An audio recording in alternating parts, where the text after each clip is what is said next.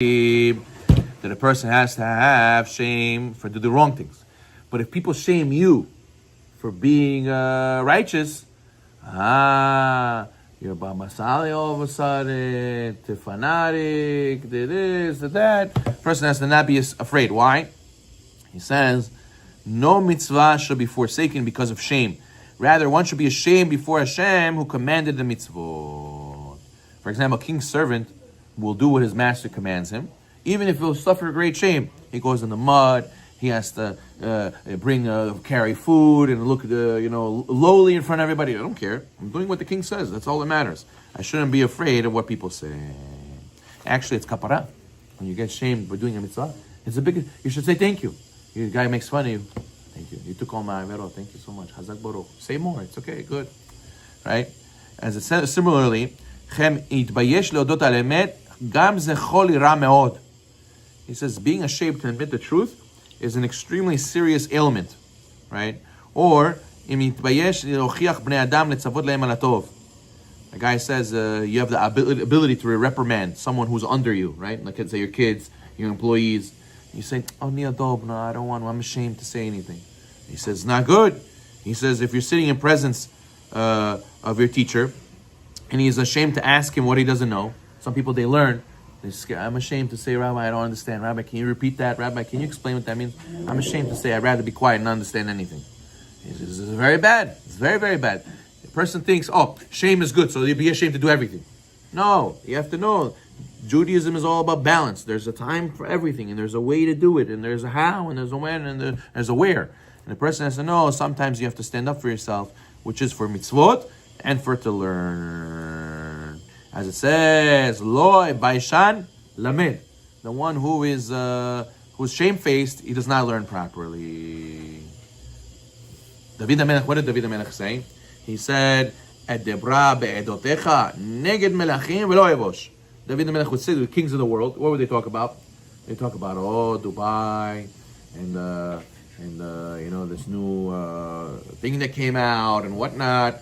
He would talk about, okay, guys, you want to hear a Dvar Torah? He starts selling Dvar Torah. They're like, what are you saying, Dvar Torah? This is boring.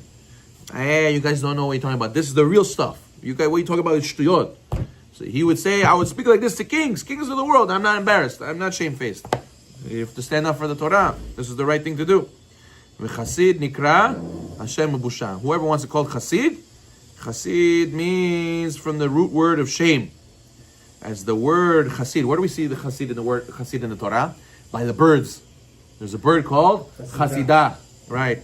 He says, what's the Chasidah? He says the Chasidah is a stork, and the uncle says Chavarita, the white one. Stork is usually white. Yeah. So therefore, what does it mean that a person, his face turns white? That's when he gets charpa. A guy gets embarrassed, his face turns white. So you see that Chasidah is connected to white, and white is connected to shame. So he says that a Chasid is mainly connection to the shame. Chasid tzarich lisbol busha kidei lekayem et Torah.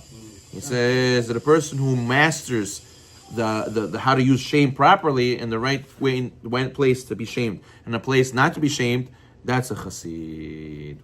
It's funny that when you become religious, there's a very big yitzhara to not have shame. You become like borza, like get out of my way, bump people, I don't care what anybody says, you think you're autonomous, you think you run the place, and the person a guy who's just starting to become religious, he comes to shul very spokojno, I don't want, this is okay, I sit here, it's not okay. Rabbi, are we allowed to do this? You're not allowed to do this. A guy who becomes religious, all of a sudden he gets comfortable, he gets too comfortable, he has no shame. So the Chassid always has shame. Person has to be careful. Don't put anybody to shame. Person who embarrasses somebody else. He says, Tolste. You came, Tolste. Doughboy, you're hungry for lunch already? Right? So they make fun of the guy, the big guy. So then he goes and he loses Olam Haba. It's like you murdered him. It's like you did shaitan. So you made all his guts spill in front of everybody else.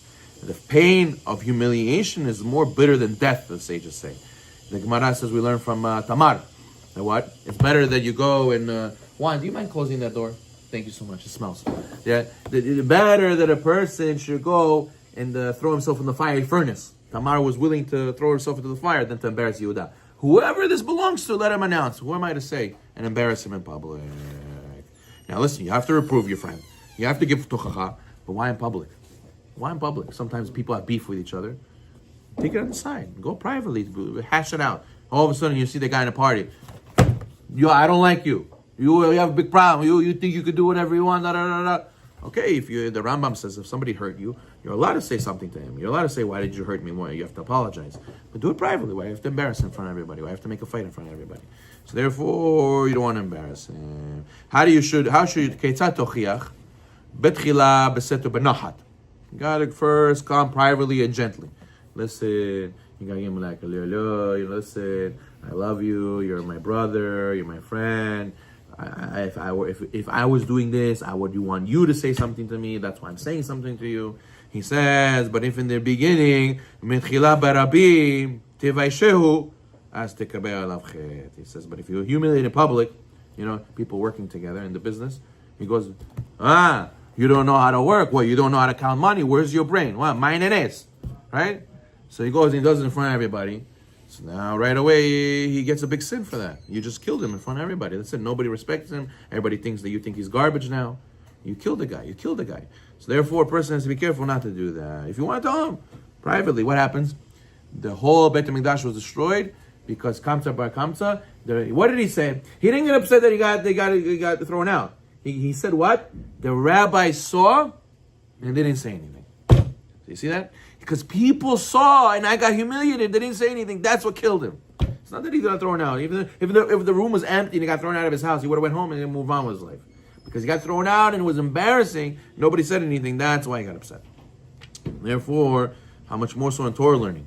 When people learn, sometimes they get upset and they get involved, biased. They say, how could it be that you're saying like this? What are you saying? You don't know anything. So over there, even when you're learning, you can embarrass something like that. He says, finally, one more. Lo yomar adam berabim beyachidi ploni ratzan liten li bito ve'ani lo ratziti ota ki bazeh hu neten kavod le'atzmo busha lechavero. This is what a lot of men fall into. They put down others in order to give themselves kavod. He said, what's his name? Yeah, he wanted to go his daughter with my shidduch with my son. I told him no. I told him it's not for me. They're not on my level. You understand? I'm VIP. I only brand name last name. Money marries money. That's it. They're not for us. So therefore, Haz Shalom, he gives kavod to himself like that. It's also busha. For the ones, a person always has to be ne'levim, v'lo min ha'olvim. You should pray. You should always be the ones getting shamed, not the ones who shame others. Shom'im charpatam ve'enam meshivim. But the son heard the moon complaining, and the son didn't say nothing. That's why Hashem made the moon small, and the sun became actually bigger.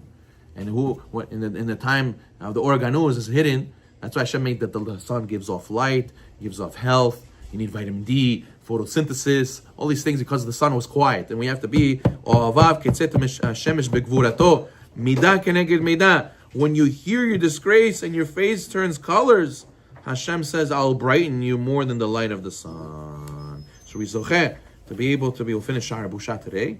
We finish over here. And the person has to know that B'ezrat Hashem, we should be shamefaced, and Hashem will give us the honor in the end of days. Baruch Na'olam.